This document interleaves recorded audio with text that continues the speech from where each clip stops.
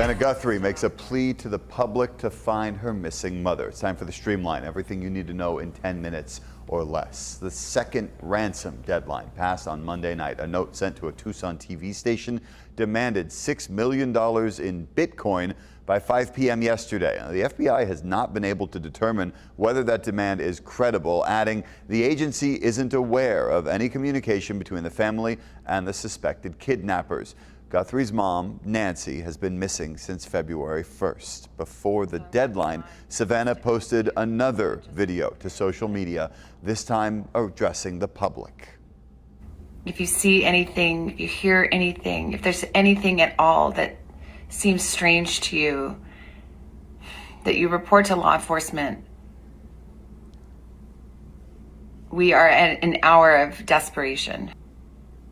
There are no suspects. This weekend, FBI agents were seen inspecting rooftop cameras, a septic tank, and they even had a car towed from Guthrie's property. Billboards have also been put up in nearby states to help with the search. Lawmakers can now look at the unredacted Epstein files at the Department of Justice. Republican Thomas Massie and Democrat Ro Khanna were the first to see them.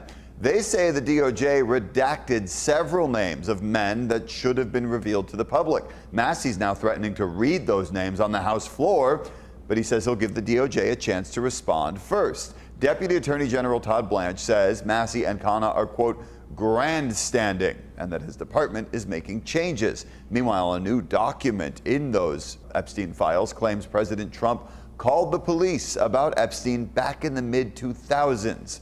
In that document, a former police chief says Trump was one of the, quote, first people to call about the investigation. Trump has repeatedly denied any knowledge of Epstein's crimes. Epstein's co-conspirator, Ghislaine Maxwell, refused to answer questions yesterday during a congressional deposition. Maxwell invoked the Fifth Amendment after every question. Her hearing lasted only 20 minutes. She's currently serving 20 years in federal prison for sex trafficking. Maxwell's lawyer says she will speak if President Trump offers her clemency. The lawmakers on both sides of the aisle, though, are urging the president to turn down that request. Today, leaders of ICE, Border Patrol, and Immigration Enforcement are testifying on Capitol Hill for the first time since the deadly shootings of Renee Good and Alex Preddy. This comes as Democrats reject a counterproposal from President Trump on a deal to fund Homeland Security. Democrats are asking for more oversight on immigration enforcement, including limits on masks, new warrant procedures, and protections at sensitive locations like schools. Funding runs out this Friday. If that happens, that would trigger a partial government shutdown again. Along with border and immigration enforcement, a shutdown could also trigger issues for other agencies like FEMA, TSA, and the Coast Guard. President Trump is threatening to block a new bridge that will eventually connect Detroit to Ontario, Canada. In a social media post, Trump said he will not allow the bridge to open until the United States is fully compensated for what it has given to Canada. The Gordie Howe Bridge is currently under construction right now. The Transportation Department says the bridge will cost more than $4 billion. Trump's post comes after he's threatened to add additional tariffs on Canada over a possible trade deal with China. If flowers are on your list this Valentine's Day, there are ways you can stay within a budget, and it all starts with keeping your options open. The hustle and bustle of flower shops go hand in hand with Valentine's Day. As orders come in, more shoppers stroll by coolers checking out the different kinds of arrangements. And while shops are busy, it doesn't mean you can't find a good deal. In 2026, budget is the main word that everyone has on their minds. Things are getting more expensive. According to the National Retail Federation, consumer spending on Valentine's Day is expected to reach $29.1 billion, which is up compared to the $27.5 billion spent in 2025. Experts believe this year people are expanding their gift lists, buying for friends and coworkers. When it comes to costs, this year a dozen roses is expected to cost between $70 and $110, depending on size and color. Really a romantic color is red and pink. We checked in with Christian Ferretti, who is the assistant manager at Wholesale Flowers. He says despite tariff impacts, they were able to keep their prices comparable to previous years. This is $17.95. They get their flowers directly from growers. Many are from San Diego. We actually negotiated a year ago to get the prices now, which saved us because right now for 2 dozen you're looking at a starting price of $18.95, which is really, really good.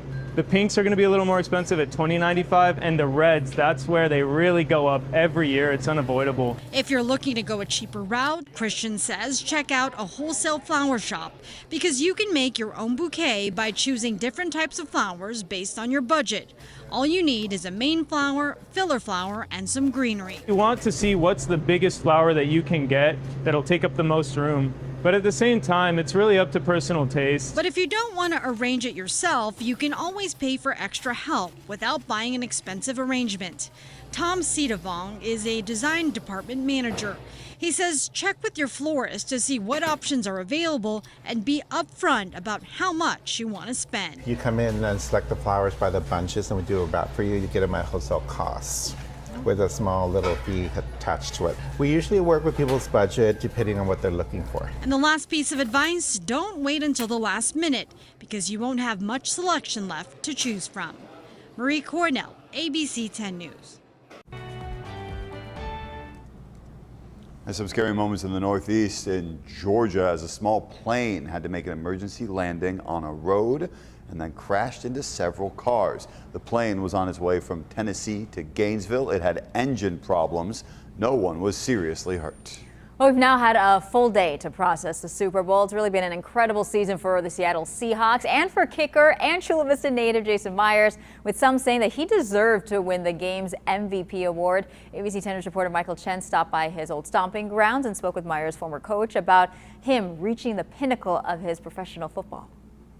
Some 2 decades before Jason Myers kicked a record-setting 5 field goals in Super Bowl 60, he was on this field at Mater Dei Catholic in Chula Vista. Former coach John Joyner, who coached Jason his junior and senior years, admits he was a bundle of nerves watching the game. After the first one went in, the first one I was pretty nervous, but he was perfect all night. When I first met Jason, he barely came up to my waist. I mean, he was a little guy, but he kind of matured quickly. Joyner says Jason was actually an even better soccer player. As a midfielder, he helped lead one team to a regional championship. Always intense, always serious, very serious about his craft and being an athlete. When he got on the football field, when he kicked the ball, it sounded different than the rest of the kickers. So we knew right there, this guy's got to be pretty special. This is Mater Dei Catholic's Hall of Fame wall. And here is Jason. Among his achievements, South Bay Kicker of the Year as a junior. He was also a member of a league championship squad. My favorite moment is we were playing Bonita Vista on Halloween, and I think he kicked like a 42-yard field goal to win the game.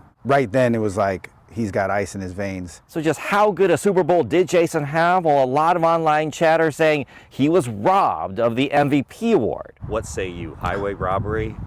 Yeah, I'm biased, but yes, he should have been the MVP. He won that game for them, for sure. Sent him a text this morning congratulating him and told him I was hopefully he was getting some rest, but I think he had just got done with a national talk show, so hopefully he's resting now. This just adds to his legacy here too, right? Oh yeah, I mean, he always comes back and kicks with our kickers. You see one of our own on the biggest stage there is for him, and his love and the love he has for our community and the love we have for him. It's kind of surreal watching it. We're super proud of him. Michael Chen, ABC 10 News. I mean, it was all him for so long in that game. I don't know, maybe he should have got an MVP. That's your ABC 10 News Streamline. Everything you need to know today in under 10 minutes.